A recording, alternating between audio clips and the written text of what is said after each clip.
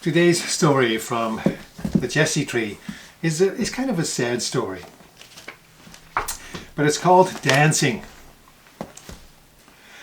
A car had parked outside the church and its radio was playing very loudly, a thumping rhythm that made the water in the font ripple. The boy jumped about to the music, trying to tap his bare heels together in mid-air. "Confounded racket," complained the old man. "Stop that jigging, can't you? Remember where you are." "Is that another rule? No dancing in church?" The carpenter made a noise like a grumpy camel. "Do you want me to go on telling you about David or not?" Luckily, David found a good friend in the king's son, Jonathan. In fact, David and Jonathan became the kind of friends who start singing in the same key, who start speaking at the same moment. They were inseparable.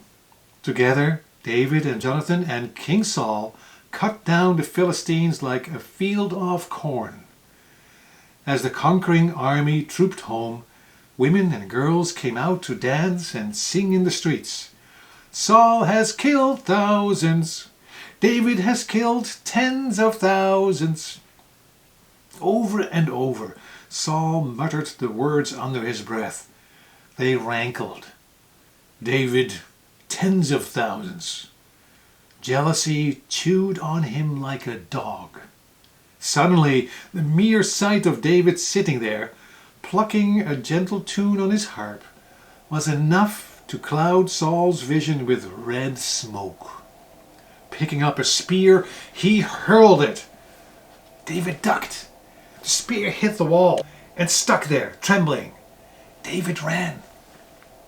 Jonathan went after him. "Stop, wait! I can talk my father around. I've done it before, right?" The friends clung to each other, dreading the power and the spite of the king. "Hide there, behind those rocks," said Jonathan. "Tomorrow I'll come and practice archery here." That's shooting with bow and arrow. "If I shoot short, it means it's safe for you to come back. If I shoot past you..." It was hard to think about. Best friends might need to be parted. The next day, Jonathan went out with his bow. The fingers fumbled the bowstring. His arrow flew with a noise like sucking breath. Way out over the rocks, over the crouching figure of David. David had to leave. It was no longer safe to stay. Madness, like a raven, sat on the king's shoulder, whispering terrible thoughts into his ear. Saul now looked on David as an enemy to be hunted down and killed. David could have fought back. He was a good enough soldier. Once he even walked in on a sleeping Saul in a cave and could have killed him right then and there. But David settled for slicing the fringe off Saul's cloak. "If I wanted to kill you, I could have done so today," he said, half reproachful, half taunting. "But I would never lift a finger against you." Saul's heart was no more softened than a stone in a stream. He went to war with David, body and soul. Faced with this madness, some of Saul's troops deserted him and went over to David's side. The Philistines, meanwhile, rubbed their hands with glee and closed in for the kill.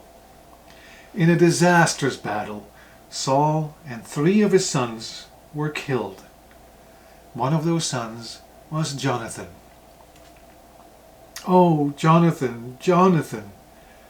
The cry that broke from David's throat was like a bell falling from its tower and breaking. Thanks to the Philistines, David had become king of Israel, and he was inconsolable. But King David believed in God, and he believed in Israel. He pulled together that unhappy, divided nation, and he rode out to conquer his enemies.